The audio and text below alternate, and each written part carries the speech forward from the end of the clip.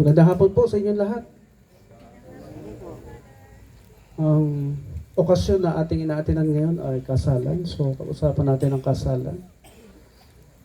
Ang bawat kasalan kagaya nito ay ginagastusan, pinagtsatsaga ang pag-ipunan, ini-invite ang mga malalapit sa kanilang puso, unang-unang pamilya at mga kamag-anak at mga kaibigan. Kaya pag kayo ay na-invite sa isang kasalan na ganito, ibig sabihin kayo ay napakahalaga sa buhay nilang mag-asawa. Kaya tapusin nyo ito hanggang mamaya. Walang tatakas pagkatapos kumain. Ha? Walang uuwi na maaga. Okay? Now, I'm Dr. Angelo Basse, Reverend Father Angelo Basse. Paminsan-minsan mapapanood niyo po ako sa TV5, sa Good Morning Kapatid, at sa Julius and Tintin Babaw, para sa Pamilyang Pilipino, at sa Billionaire News Channel, at sa EKMJS mo na yan. Pagtungkol sa relasyon, yung mga trending videos tungkol sa mga mag-asawa at mga anak, kaya nandiyan po tayo lagi. Kaya ngayong araw, napakaswerte nyo. Because maririnig ninyo ang sikreto ng forever. Gusto nyo ba yun? Gusto nyo? Sikreto ng forever. Tumatawa si Geraldo. Naniniwala ka ba sa forever? Oh, yun mo pala eh. Kala ko hindi eh. Bakit? Kasi yung mentalidad natin, ang pwedeng sumira or magbigay ng magandang buhay sa atin. Kung tutusin bawat marriage, pinag-aralan na yan eh. Sa marriage daw, nagsisimula kung paano unlad ang isang pamayanan. Sa marriage daw, nagsisimula kung paano ma-fulfill yung happiness ng isang tao. Sa marriage daw yung nagsisimula, pinag-aralan na po yan. Sa marriage din nagsisimula yung magandang kinabukasan ng bayan. Alam niyo ba yun? Kasi, pag sa loob ng pamilya, may problema na. Kung sa inyong dalawa pa lang, problematic na kayong dalawa, stressful na kayong dalawa, eh paano pa yung mga ilalabas niyong anak? Bit-bit nila yan. Ano man na nakikita, nasusubaybayan nila sa loob ng inyong tahanan, yan ay bit-bit nila. Hanggang sa maglakihan yan at maisip nila at masabi nila sa mga kaibigan nila, ay walang perfect marriage. Bakit? Kasi si mami and daddy, lagi nag-aaway eh. Eh ang tanong, naintindihan niyo ba yung salitang perfect marriage? O tataas, magsusurvey ako dito. Taas ang kamay, naniniwala sa perfect marriage. O dyan pa lang, may problema na tayo. Wala nagtataas. O, kayong dalawa, magtaas din kayo. Why? Because anything that you don't believe with, you will never make any effort to achieve it. Ulitin ko. Anything na hindi mo pinaniniwalaan, hindi ka mag-e-effort para ma-achieve ito. Di ba? Hindi ka naniniwala eh. Hindi susunod na katawan mo. Para saan ba itong ginagawa natin? Bakit kailangan natin ng quality time? Para saan ba itong ginagawa natin? Bakit trabaho tayo ng trabaho? Eh wala naman forever. Eh, wala na. Di ba? Kaya kanina nangyayari ang forever sa inyo mismo. Sa desisyong ginagawa ninyo. Kaya pag hindi nyo desisyonan, eh hindi nyo ma-enjoy ang marriage. Marami na nag-asawa, nauna pa sa atin, maraming siglo na nakaraan, pinag-aralan na po nila yan. Kaya pag hindi mo alam ang design ng marriage, nahuhuli ka sa panahon. Ignorante ang tingin dyan, ang tawag dyan. Nahuhuli ka. Marami na scientists, philosopher ang nag-aaral tungkol sa marriage. Even Albert Einstein, pinag-aralan niya ang marriage. Ang sabi niya, marriage is a risk. Risk daw ang marriage. Risky. Pag sinabing risky, pwedeng humaba buhay mo or umikse. Paano ba umikse ang buhay sa isang marriage, Father? O yung asawa mo, i-stressing ka. Yung asawa mo mismo. Kahit wala kang bisyo, yung mga minana mong sakit, 4 generations backwards, gigisingin yan dahil sa stress. Newsweek, 2020 headline. Lahat ng sakit natin, nagsimula sa stress. Walang bisyo, magugulat ka, biglang nagkasakit. Paano? In-stress ng asawa. Eh, sino ba unang mangi-stress sa'yo? Eh, yung sino lagi mo kasama sa loob ng bahay, pangalawa na yung mga tao sa labas. Kaya pag in-stress mo ang partner mo, asawa mo, eh doon magigising, yung mga minana yung sakit. 4 generations backwards. Kaya tingnan niyo yung mga doktor. Pag wala na silang makitang source ng sakit mo, tatanungin na yung vision ng tatay mo, ng lolo mo, ng lolo mo. Bakit? Nasa genes yun eh. Dumadalo yun. Lahat na pumasok sa kanilang 5 senses, mata, tenga, ilong, bibig, lahat na pumasok dyan, na-absorb, mapupunta sa dugo. mapupunta sa'yo. Kaya ayaw mo magkasakit, edi live a stress-free life. Totoo yun. Kaya hanggat ngayon, kung hindi mo pinaniwalaan hanggang ngayon, hindi talaga mangyayari sa iyo. Like may wrinkles. Yan ako, walang wrinkles. Kasi pinipili ko yung reaction ko sa bawat sitwasyon. Di ba? Piliin mo ang reaction mo sa bawat sitwasyon. Bago ka magwala. Kaya nandito to sa ibabaw, unahin gamitin, kesa dito. Ay, di ako magagalit sa asawa ko. Tatanungin ko muna siya. Honey, ba't late ka na umuwi? Iba pag tama yung tono, di ba? Pag maayos yung tono, maayos din ang sagot. Eh pagka hindi maayos ang tono, ba't ngayon ka lang umuwi? Pwede na pa ako titext sa'yo. Naka-off cellphone mo. Siyempre, i-defense niya sarili niya. Hindi na maganda yung usapan. Bakit? Kasi nauna to eh. Nauna yung emosyon. Ha? Kaya ang sabi ng love, ano ba description ng love? Love is kind, love is patient, love is... Ano pa? Memorize nyo dapat yun. Ha? Love does not easily anger. Hindi agad nagagalit ang taong nagmamahal. Tama? Tama, Dad? Tama. Hindi nagbabalik ng mga tapos na, ng mga nakaraan na. Hindi na sinusumbat. Kasi pag hindi na-resolve, kahit 10 years ago na yan, lalabas at lalabas. Kaya i-resolve kagad. Kasi naiipon ay natatambakan. So, nag-aantay lang ng timing kailan ilalabas. Pag nagka-chance, naku, kahit na hindi yun yung topic na pinag-aawayan nyo, madadagdag sa topic na pinag-aawayan. Gusto nyo ba yun? Yung stressful life? Sino may gusto nun? Wala naman, di ba? Kaya nasa inyong kamay din yan. Kung ano magiging reaction nyo sa inyong mag-asawa. Patuloy ko sinabi ni Einstein. Marriage is a risk. But, sabi niya, it would be an enjoyable journey. Kapag, ulitin ko, if you have one spirit. Yun ang kanyang nakita. Kailangan pala magkaroon ng one spirit. Saan pa makikita yung one spirit? Doon sa isang body. Ang isang body, inangalangan lamang ng isang spirit. Ano yung spirit? Yun yung pagkakaisa sa psychological, sa physical, at sa spiritual bagay na nakita ng scientist na si Abraham Maslow. Mga nag-aaral ng psychology dyan. Abraham Maslow, 3 bahagi ng ating katawan. Ang kailangan nyo pag-isahin, psychological, physical, at spiritual. Unahin natin yung physical. Mga bagay na gusto ninyo, mga nakikita ninyo, na-experience, dapat iisang mundo lang ang inyong ginagalawan. Pag mahilig sa basketball, samahan mo. Kailangan maintindihan mo yung ginagawa ng basketball. Bakit ganun? At saka bakit matagal siya umuwi. Di ba? Maintindihan mo. Kaya pala, ganun. Ganon din siya, si Boname. Anong hobby niya? Samahan mo. Eating, o samahan mo. Malaki na kayong dalawa. Di ba? Kailangan alam nung bawat isa yung mundong ginagalawan niya. Pag-iisayin niya talaga yun eh. Psychological. Dapat dumating ang point, isang araw, dumating kayo sa point na yung nalalaman din niya. O yung nalalaman niya. Kapag in-invite kayo, halimbawa sa isang event, late ka, nandun na siya, nauna siya magsalita. Masasabi mo sa mga tao, parang ako din po yan. Yung sasabihin din niya, alam din niya. Okay po? Di marami kayo pagkakasunduan sa lahat ng bagay.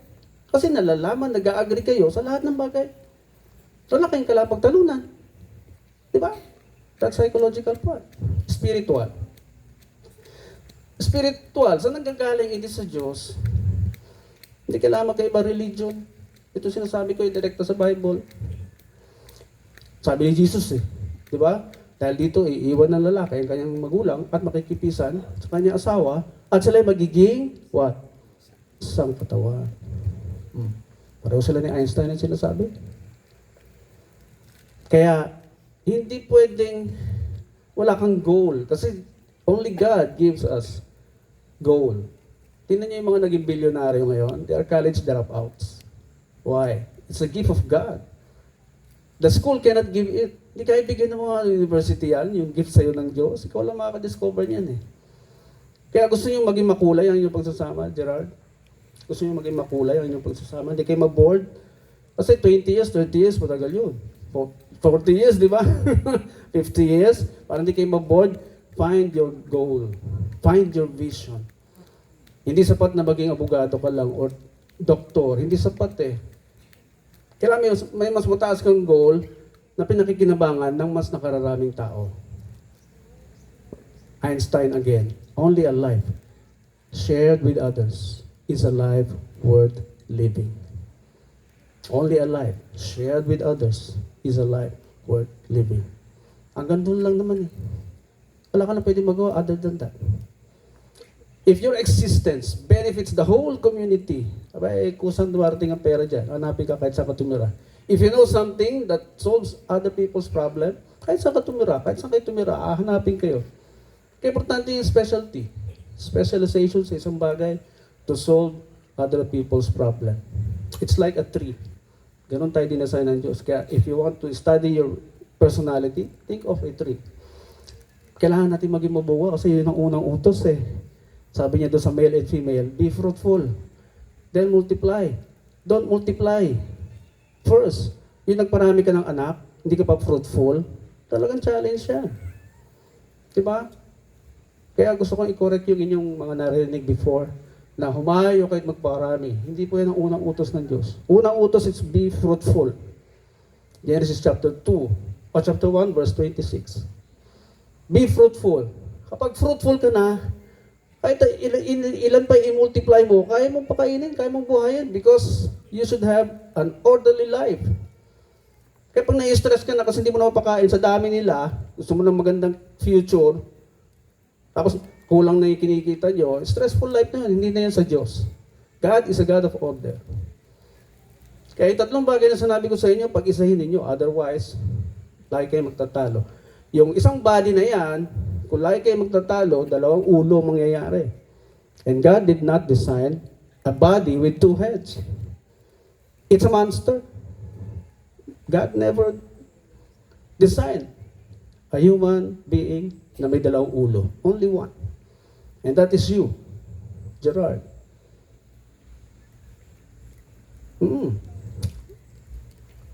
Apat na bagay.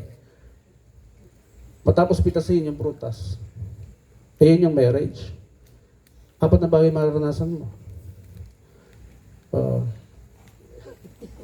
Kalimutan. Your pain will increase in childbirth. Matadagdagan ng hirap mo sa panganak. Pangalawa, in pain, you will bring forth children. Maraming side effect ang pagdadalang tao. Kailangan ng monitoring, kailangan ng check-up, kailangan ng budget. Gerard. Hindi nila gusto yung magbayad mag-isa sa mga maternity check-ups nila. Ikaw ang umpisa eh. Diba? Pangatlo, Genesis 3:17 to, i-check nyo. Your desire will always be to your husband. Lagi mo na naisin yung husband mo. Dito ka sa tabi ko. Asaan ka na? Diba? Kasi may peace of mind pagkatabi mo na yung husband mo eh. Pag wala pa, mag-worry ka. Kaya kailangan mo rin mag-update. Gerard. Ha? Wala tayong excuse, meron ng power bank. Diba? Technology is solving every problem. Kaya wala ka nang magiging excuse eh. Even yung marriage design, madaling i-google. Oh, how to be a good wife.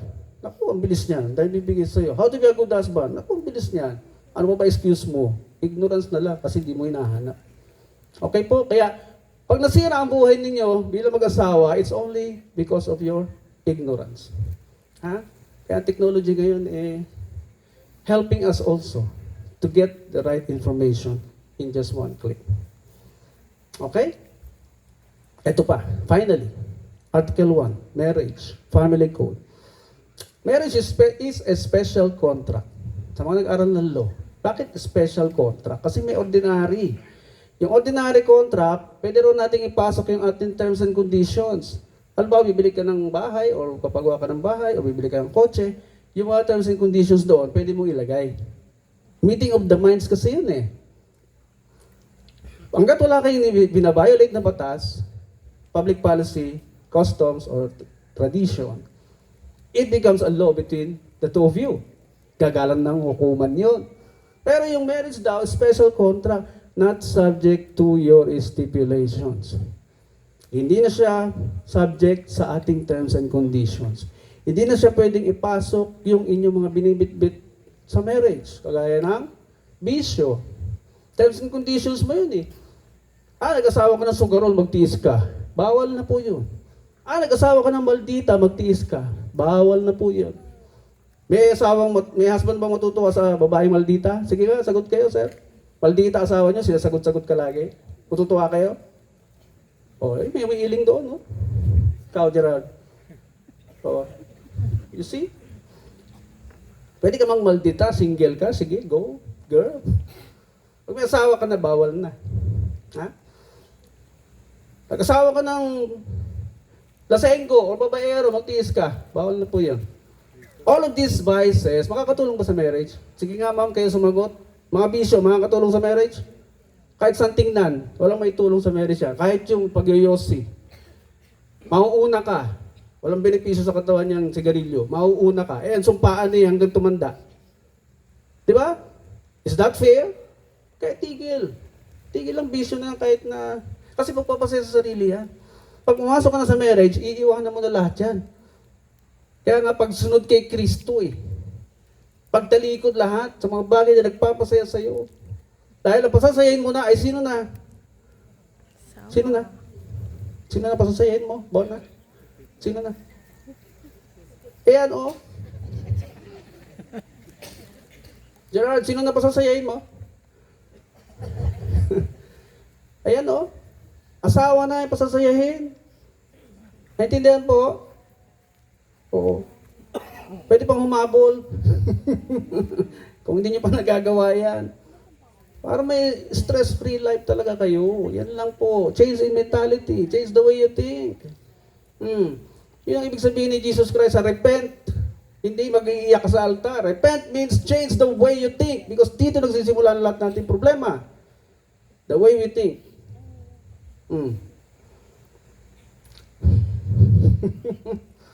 Kaya daming problemado sa marriage. Wala nagtataas sa perfect marriage because hindi naintindihan yung salat ng perfect marriage. So that is marriage, special contract. What else? Precious gem. Marriage from the word gem. Pag-iisahin talaga kayo, aalisin ng mga putik, dumi, lupa, true pressure, and heat. Kaya may away talaga sa marriage. Pero dapat yung susunod na away ninyo, ibang topic naman, hindi yung the same topic. Di ba sakit sa ulo yun? Ba't pinag-aawayan na naman natin to? Di ba tapos na to? Dahan-dahan nyo habang tumatagal. At ang unang challenge sa inyo talaga, Mark Twain, American philosopher, you will never understand marriage until you reach a quarter of a century. Ilang taon yun? Quarter of a century. Ilang taon? 25 years. Parang silver yan. Valuable. Susunod na challenge ay 50 years. Golden. Susunod ay diamond. 75. Yung lahat ng kinasal ko ng golden anniversary, 50 years, at saka 75, naku, parang na silang kambal. Nagiging magkamukha na. Kasi naghahalo na yung dugo eh. Yun yung mystery, sabi sa readings kanina. Great mystery. Nag-iisa yung katawan. Kaya, alam niyo, pag nag-seminar ako sa wedding, whole day. Kasi ang dami kailangan pag-usapan sa marriage. Pero ayoko ubusin oras niyo. Ha? Just like my page, Dr. Angelo Basse, Marriage and Family Therapist. Congratulations to the both of you.